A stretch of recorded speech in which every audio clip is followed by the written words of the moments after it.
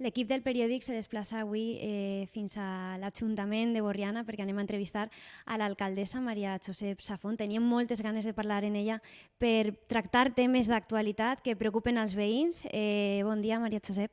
Bon dia i gràcies per vindre a la casa de tots. Moltes gràcies per atendre al periòdic i comencem parlant de falles perquè ahir va ser la proclamació, el cap de setmana l'exaltació, com se presenta la infallera borriana.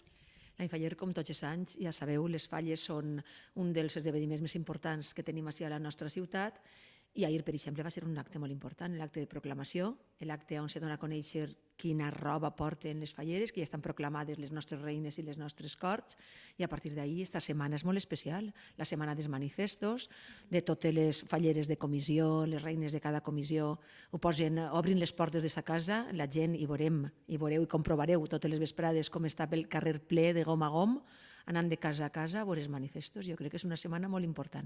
I la setmana que ve la setmana clau. És l'acte essencial en la imposició de bandes, l'exaltació de les dues reines.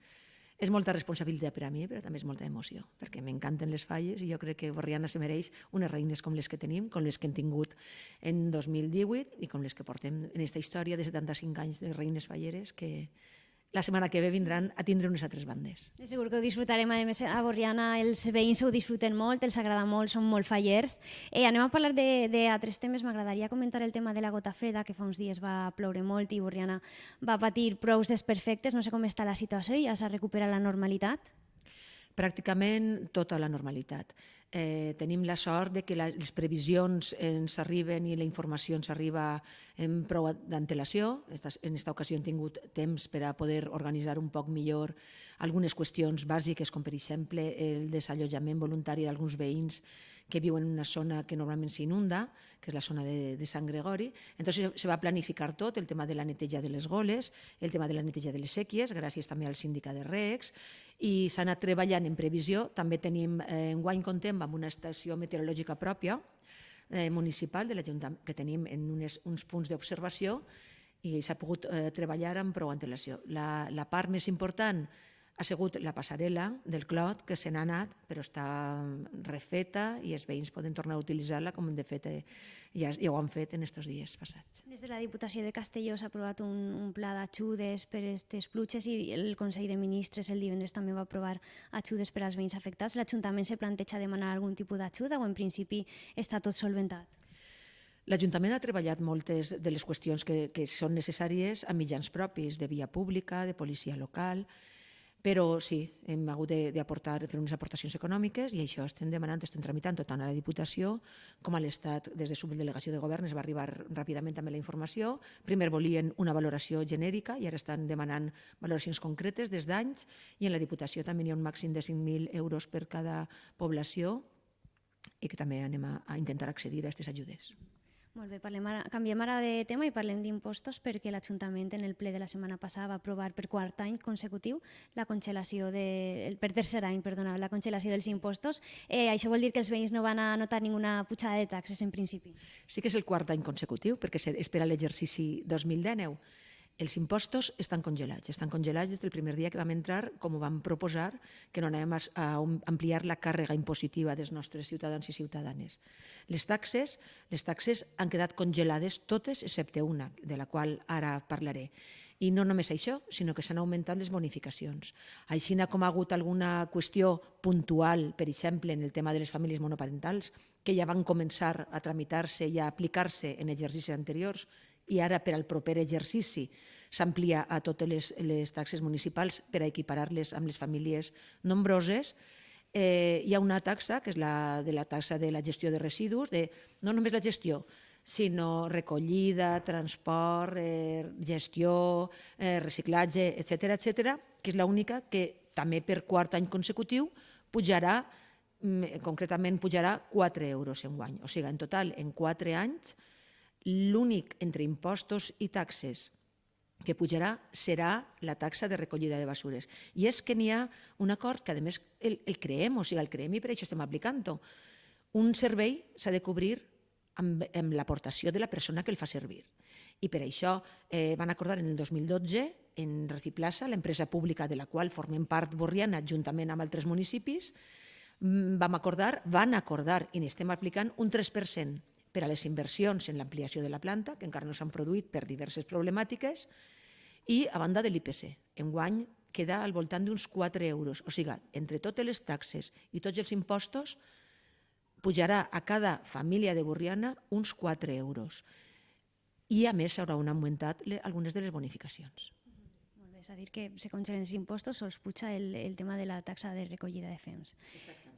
Canviem de tema i parlem ara de festival, que a Borriana és terra de festivals i ara s'està parlant de l'arribada d'un possible segon festival. Com està aquest tema? Se van parlar fa poc fins de 3 festivals. Un d'ells va ser un bluff, una jugarota de no sé ben bé com va començar ni com ha acabat. Vam cridar des del mateix Ajuntament a Tiquetea demanant explicacions i quan es van manifestar una miqueta com estava la situació van anul·lar les ventes perquè era un inexistent, un festival inexistent. Sí que ha vingut una empresa, una nova empresa, que no és Sisha, per suposat, a posar-se en contacte amb nosaltres. Jo no he tingut cap reunió amb l'empresa, tinc un regidor encarregat una miqueta del tema de festivals, que a més, acompanyat per a 3 membres d'equip de govern de 3 partits diferents, han tingut algunes reunions, també en tècnics municipals tant a nivell organitzatiu com a nivell jurídic, i en això estem, encara no n'hi ha res decidit. L'Ajuntament, entonces, està obert a que se celebre un possible festival, un segon festival en Borriana? Està obert si ho complix tot el que toca, les condicions que posarà l'Ajuntament i tot dins de la legalitat i, a més, en benefici dels borrianencs, evidentment. En cas hipotètic de que se celebrarà, tenim fetge, tenim ubicació, se pot saber alguna cosa més en cas? La proposta era a finals de juny, però no vull concretar res més perquè no n'hi ha res concretat.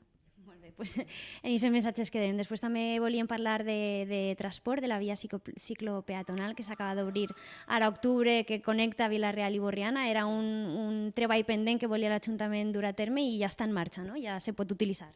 Sí, se pot utilitzar i, de fet, està utilitzant-se. Hi havia una mancança d'unió, hi havia la via que anava per la circunvalació de Borriana i després arribava de Vila-real fins a l'hospital i s'ha produït aquesta unió i jo crec que la gent està utilitzant-la i és un dels criteris que des de la Conselleria d'Infraestructures, exactament igual que des d'ajuntaments de Vila-real i Borriana, que estem intentant la mobilitat sostenible, ecològica i amb la despesa mínima energètica, etc. I això continua en aquesta línia. En aquesta carretera precisament hi ha un problema d'accés d'entrada quan més de Vila-real cap a Borriana, que es forma una espècie d'embut de molt de trànsit. L'Ajuntament se planteja algun tipus d'actuació o parlar en conselleria per demanar alguna adequació? Estem parlant de l'entrada de vehicles de motor. Bé, ahir n'hi ha una problemàtica, però que, segons l'estudi de conselleria, al qual també vam estar nosaltres demanant explicacions, s'ha reduït prou l'accés per eixa via. N'hi ha altres vies opcionals per les quals vindre a Borriana o dirigir-se a Vila-real i també s'ha reduït l'ús de vehicles per eixa via, però la previsió de la Conselleria és l'ampliació a 2 carrils i això no és una via tancada. El que passa que ara s'ha optat per fer el que és realista, el que se pot fer ara, que era la via ciclopeatonal, el camí ciclopeatonal, i a partir de l'altre no queda cap opció tancada. Si no entenc mal, entonces sí que se preveu aquesta actuació, però a curt termini no. Aquesta actuació està prevista fa molt de temps. A curt termini ja dic que no.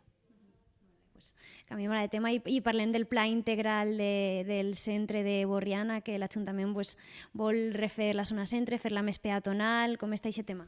Jo crec que no és l'Ajuntament el que vol fer això, sinó que és la ciutadania la que demana una miqueta tindre aquesta opció de poder viure i xafar i caminar pel seu centre. N'hi ha uns plans anteriors, algun plantejament anterior, que és el que està estudiant-se ara per a poder tirar endavant, sempre escoltant també la possibilitat d'aportació de qualsevol veí o veïna implicat. I els implicats no són només els que viuen al Pla, sinó que també Pla, carrers adjacents i en realitat tota Borriana. Borriana volen que torni a ser un centre comercial, conforme ho era fa uns anys. És complicat. Vull agrair des d'ací també el treball de la Federació de Comerç i dels comerços de Borriana, que estan realitzant un treball importantíssim, però és una planificació prou complicada per tot allò que implica, clar. Perquè, per exemple, un dels problemes és el del pàrquing. Així ja se sap que costa molt aparcar en cas de que se peatonalitzara el centre. Aquest problema es veuria agreujat. S'hauria de veure una alternativa, no? Si s'ha de plantejar una peatonalització del centre, que és el que estem plantejant, en definitiva, no d'ara, sinó de fa més temps, és prioritari el tema d'organitzar i poder resoldre la problemàtica de l'aparcament de vehicles. I en això també estem treballant, clar. Però per a esta legislatura, per a la següent, és una cosa ja a llarg termini. Igual en esta problemàtica o en este tema, com en altres, moltes coses ens hauria agradat fer-les més a pressa, però quan soluciones una qüestió te'n sorgeix una altra. O sigui, en esta legislatura està clar que no va fer-se cap actuació d'obra, però sí de planificació, per suposat. Molt bé, bueno, duguem uns minuts, 10 minuts condensant tots els temes que volien tocar en aquesta entrevista i no m'agradaria acabar sense parlar del tema Sant Gregori, el gran tema de Borriana, que ara en estos mesos estava previst de que se complirà la quarta condició per a retornar-li l'agent urbanitzador. No sé com està aquest tema. N'hi havia 4 condicions i n'hi havia una que no era un dels motius de la rescissió, que era que estava en un concurs d'acreedors, concurs voluntari. Estem ara en l'etapa i que pròximament tindrem la notícia d'eixida de concurs i a partir d'ahir estem esperant també una miqueta més d'informació per a poder avançar en el tema. O sigui que encara no s'ha eixit de concurs d'acreedors, encara no està previst retornar-li la condició. Està previst si se compleixen tot allò que vam plantejar, els requisits que vam plantejar i, a més, considerem prioritari, abans que res, que isquen del concurs d'acreditors, que estem convençuts que van aconseguir-ho. S'està optimístic, disculpa, hi ha optimisme, no?, de que abans de que caduque el permís mediambiental, que en desembre ja, estem a 2 mesos, s'aconseguisca. Sí, considerem que està avançant. De tota manera, jo vull dir que també ens hauria agradat solucionar aquesta problemàtica molt abans. Això té molts anys d'història i desencallar un tema que s'havia quedat bloquejat d'una manera tan problemàtica, però jo crec que jo vull ser optimista. En aquest missatge es quedem. Moltíssimes gràcies a l'alcaldessa Maria Josep Safont per atendre al periòdic en aquesta entrevista. I moltíssimes gràcies a vosaltres per venir a preguntar de primera mà algunes de les qüestions que considere que hem d'informar als ciutadans. Un plaer.